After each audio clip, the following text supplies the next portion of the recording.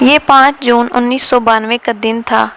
ٹنڈو بہاول سندھ کے گاؤں میں ایک حاضر سروس میجر ارشد جمیل نے پاک فوج کے دستے کے ساتھ چھاپا مار کر 9 کسانوں کو گاڑیوں میں بٹھایا اور جام شورو کے نزدیک دریائے سندھ کے کنارے لے جا کر گولیاں مار کر قتل کر دیا۔ فوج کے ان افسران نے اس بہیمانہ کارروائی کا جواز پیش کرتے ہوئے الزام لگایا کہ یہ تمام افراد جن کو قتل کیا گیا تھا وہ خطرناک دہشت گرد تھے جن کا تعلق بھارتی خفیہ ایجنسی را کے ساتھ تھا۔ مقتولین کی لاشیں گاؤں پہنچی تو پورے علاقے میں کوہرام مچ گیا۔ ہر ماں اپنے بیٹے کی لاش پر اس طرح سے ماتم کر رہی تھی کہ ان کے بین دل دہلا رہے تھے۔ ان ماؤں میں ایک 72 سال کی بوڑھی عورت مائی جندو بھی تھی جس کے سامنے اس کے 2 بیٹوں بہادر اور منٹھار کے علاوہ اس کے داماد حاجی اکرم کی لاش پڑی تھی، لیکن وہ بالکل خاموش بیٹھی تھی۔ عورتیں اسے بیان کرنے پر اکسا رہی تھیں، لیکن مائی جندو سکتے کے عالم میں ٹکٹکی باندھے اپنے بیٹوں اور داماد کے سفید پڑے چہروں کو دیکھے جا رہی تھی۔ وہاں موجود ہر شخص ایک ہی بات کہہ رہا تھا کہ ان میتوں کو خاموشی سے دفنا دیا جائے۔ ان کا کہنا تھا کہ قاتل بہت طاقتور ہیں اور ہم جیسے غریب ہاریوں کا ایسے طاقت والوں سے کوئی مقابلہ نہیں ہو سکتا۔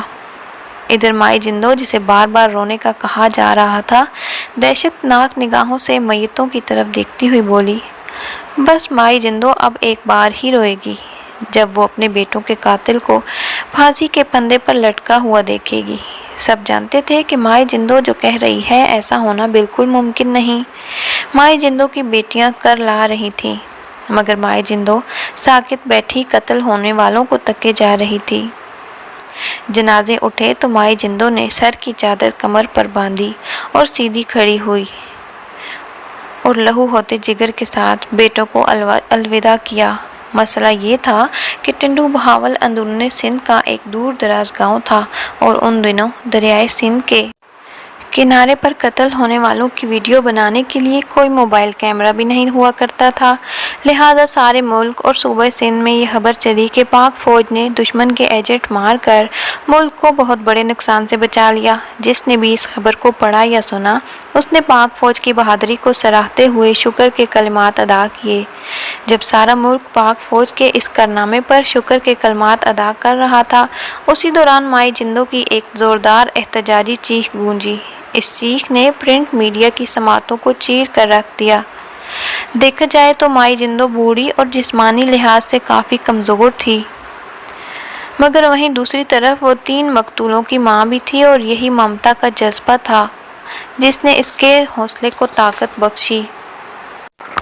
مگر وہیں دوسری طرف وہ 3 مقتولوں کی ماں بھی تھی اور یہی ممتا کا جذبہ تھا جس نے حوصلہ کو طاقت بخشی۔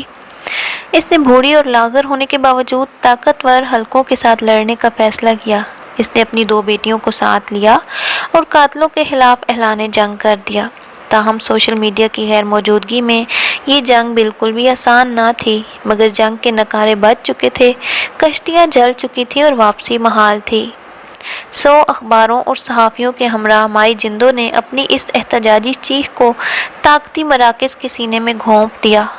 پہلی جھڑپ ختم ہوئی اور گرد چھٹی تو معلوم ہوا کہ قتل ہونے والے کوئی دہشت گرد نہ تھے بلکہ میجر ارشد جمیل کا ان کے ساتھ ایک زرعی زمین کا جھگڑا تھا جس کی پاداش میں ان 9 افراد کو نہ صرف بے گناہ قتل ہونا پڑا بلکہ اس بہیمانہ قتل کو چھپانے کے لیے انہیں انڈین خفیہ ایجنسی کا ایجنٹ بھی قرار دیا گیا۔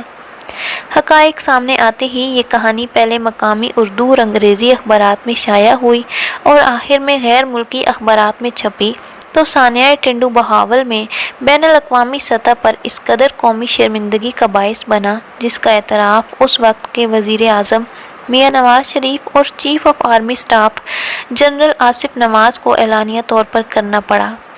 لہٰذا 24 جولائی 1992 کو جنرل آصف نواز اور وزیر اعظم نواز شریف نے ملاقات کی اور جنرل آصف نواز نے میجر ارشد جمیل کو کورٹ مارشل کرنے کا حکم دے دیا۔ 29 اکتوبر کو فیلڈ جنرل کورٹ مارشل نے میجر ارشد جمیل کو سزائے موت اور ان کے جرم میں شامل 13 فوجی اہلکاروں کو عمر قید کی سزا سنائی۔ میجر ارشد جمیل نے سزائے موت کے خلاف پاک فوج کے سپہ سالار کو رحم کی اپیل کی جو 14 ستمبر 1993 کو مسترد کر دی گئی۔ جس کے بعد رحم کی یہ اپیل اس دور کے صدر فاروق احمد لغاری کے سامنے پیش کی گئی۔ 31 جولائی 1995 کو صدر کی جانب سے اس اپیل کو مسترد کر دیا گیا، جس کے بعد میجر ارشد جمیل کے بھائی کی اپیل پر سپریم کورٹ کے جج سعید الزمان صدیقی نے حکم امتناعی جاری کیا اور ان کی پھانسی کی سزا کو معطل کر دیا۔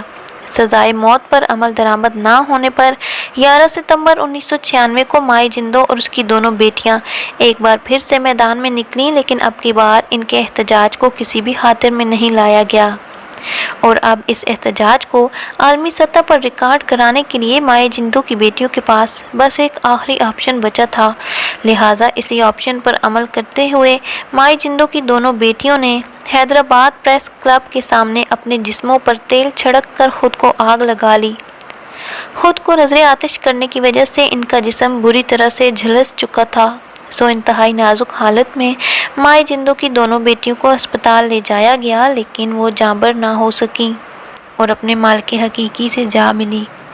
مائی جندو کی بیٹیاں تو مر چکی تھیں، لیکن ان کی اس موت نے ان کے احتجاج کی آگ کو پھر سے بھڑکا دیا تھا، اور یوں پورے ملک میں ایک بار پھر سے کوہرام مچ گیا، اور پھر بالآخر 28 اکتوبر 1996 کو طاقتور حلقوں کی مضبوط دیواریں مائی جندو کو مسلسل دھکوں کے سامنے زمین بوس ہو گئیں۔ یہ حیدرآباد سینٹرل جیل تھی جب ایک صبح مائی جندو کو پھانسی گھاٹ پر لایا گیا، اور اس کے سامنے تختہ دار پر اس کے گاؤں کے 9 بیٹوں کا قاتل میجر ارشد جمیل کھڑا تھا۔ جلاد نے دار کا تختہ کھینچا تو قاتل میجر ارشد جمیل کا جسم ایک جھٹکے سے دار پر جھول گیا۔ عین اسی وقت مائی جندو کی بوڑھی مگر زوراور آنکھ سے ایک اشک نکلا اور اس کے رخسار کی جھریوں میں تحلیل ہو گیا۔ ان تمام غریب ہاریوں کے یقین کے برخلاف جو کہتے تھے کہ ان قوتوں کے خلاف لڑنے کی ان کی کوئی اوقات نہیں، مائی جندو انتہائی طاقتور حلقوں کے خلاف یہ لڑائی جیت چکی تھی، لیکن اس انصاف کو حاصل کرنے کے لیے مائی جندو کو اپنے 2 بیٹوں کی موت کی بڑی بھاری قیمت ادا کرنا پڑی۔ ان کے عزم اور حوصلے کو آج دنیا بھر کی مظلوم اور کمزور انسانیت سلام کرتی ہے۔ مائی جندو جیسی بلند ہمت بوڑھی اور کمزور عورت کے حوصلے اور جذبے سے متعلق آپ دوستوں کی کیا رائے ہے؟ کامنٹ سیکشن میں ضرور بتائیے، اور اس طرح کے سچے واقعات پر مبنی معلومات کے لیے ویڈیو کو لائک کریں، شیئر کریں اور چینل کو سبسکرائب کرنے کے ساتھ ساتھ بیل آئیکن کو بھی پریس کریں۔